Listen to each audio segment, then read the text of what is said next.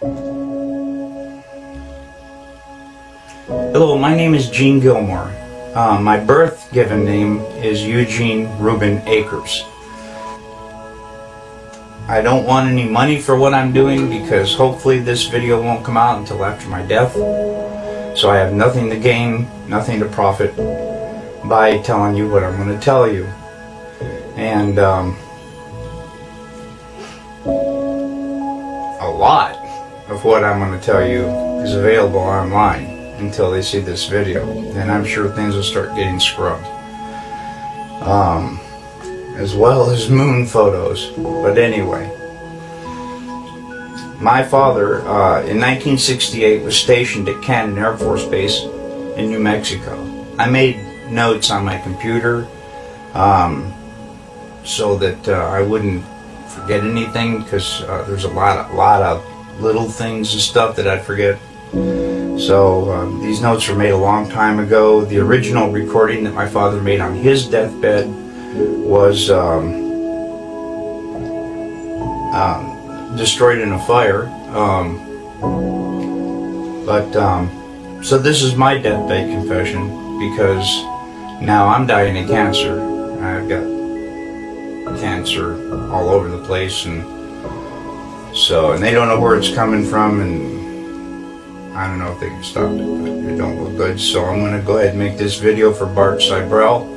He knows not to do anything with it until notification of my death, for which my son will respond to that. Okay, like I said, in 1968, my father was stationed at Cannon Air Force Base in New Mexico. We lived in Clovis, New Mexico. He was in the military police for over 20 years, and on his deathbed in 2002, we made a recording of what happened. Now, I already told you what happened to the recording. But it doesn't matter, because all the facts are there, so it doesn't matter who's telling the story or whatever. I will, at the end of the video, I'll supply a picture of my father, his badge, the flag of when they buried him. I'll show you some photos of my dad. I was born in 1955. So in 1969, I was 14 years old. I vividly remember the Apollo 11 coming down, landing on the moon, they're walking around and all that stuff. Anyway, I never questioned that until my dad told me what he told me on his deathbed. And then I started doing a little, nothing major, nothing, just surfing the web, I think they call it, surfing the web. And a lot of that information's right there on the web. I mean, it verifies the story that he told me. A good detective, a good one, would be able to uncover a lot more of the story that I'm getting ready to tell you. So, please have at it. I've never known my dad to lie. To get caught lying was worse than whatever it was you did to begin with. I remember going to school with long sleeve shirts on to hide the purple welts. You did not lie in our house, that's for sure. Dad had a really bad attitude towards lying. Excuse me again. Okay, anyway, this is the story that my dad told me on his deathbed. Project Slam Dunk was the name of this. President Johnson in 1968, okay, in Cannon Air Force Base in 1968, he said by the time he got there, that there was already 2 large hangars that were connected. There was hundreds of dump trucks that came in and dumped sand and stone, and cement powder was powdered over the top of all that to make it look like a lunar landscape.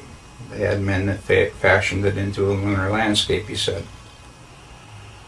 Okay, I've never known my dad to lie, so this all took me by surprise. You know, what's that all about? So anyway, he said that in front of the airplane hangars, was pole framing with large canvas tents that was concealing the inside of the staging area. Inside the staging area, on flatbed trucks, was uncrated the lunar lander that was reassembled back inside the hangars. All of the walls were painted flat black, and the ceilings as well. He was sworn to secrecy by the NSA, and they would put him in prison for breaking that oath. When Dad saw the moon landing on TV, he cried. He said he knew that what he had witnessed on TV was exactly what they recorded in that hangar. There was no reason for them to go flying around and everything. They had detailed high-definition photos of the landing area. There was no reason for them to go flying around to a different landing area that almost exhausted their fuel, except for drama, because everything had gone so smoothly. Nothing, so it had to be something. Anyway, Dad was one of 3 guards that guarded the inside of the front entrance. There was a list of 15 people who could enter. No one else was allowed by order of President Johnson. And here is that list. And I gave it to Bart Seibel as well. And he checked out a lot of these names, and he says he can verify a lot of these people and what they do. And I come across a couple myself. Anyway, President Johnson, Neil Armstrong, Edwin Aldrin, Werner von Braun, Robert Emenegger, Gene Kranz, James Webb, Joe Kerwin, Dr. Thomas Paine, Glenn Looney, Dr. Christopher Kraft, Dr. James Van Allen, General Trudeau, Lieutenant Colonel Donald Simon, and Grant Norrie. Now, the only 2 that I really have information on is Robert Emenegger. Apparently, he did a lot of video work and stuff for the Department of Defense.